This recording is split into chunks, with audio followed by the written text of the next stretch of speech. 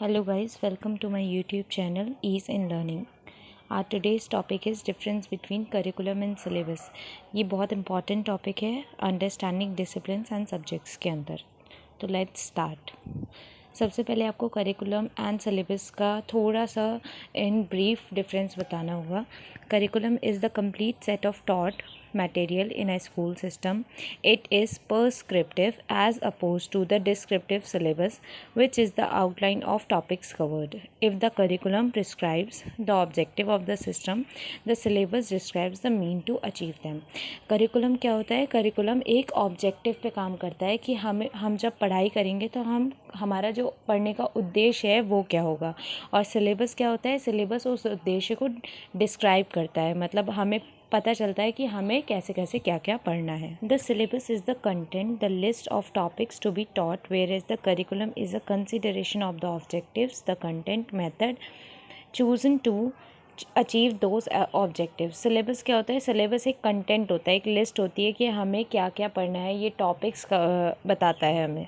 And उन objectives को कैसे हमें अचीव करना है, इसका मेथड जो है वो हमें करिकुलम बताता है.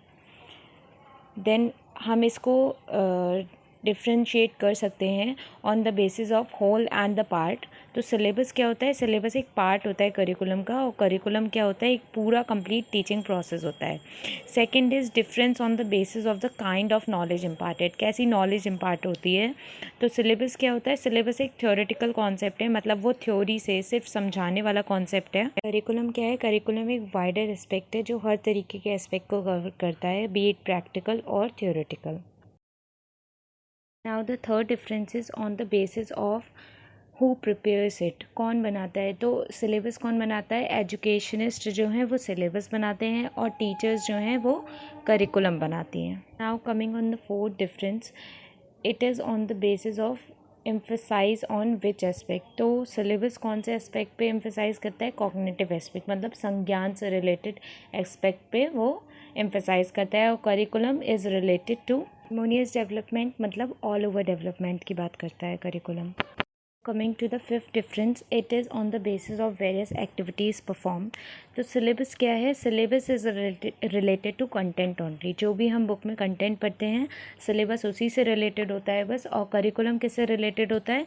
Cognitive, affective and psychomotor development. Psychomotor development का मतलब होता है कि हमारे जो मोटर डेवलपमेंट है उससे भी करिकुलम बहुत ज़्यादा रिलेटेड होता है.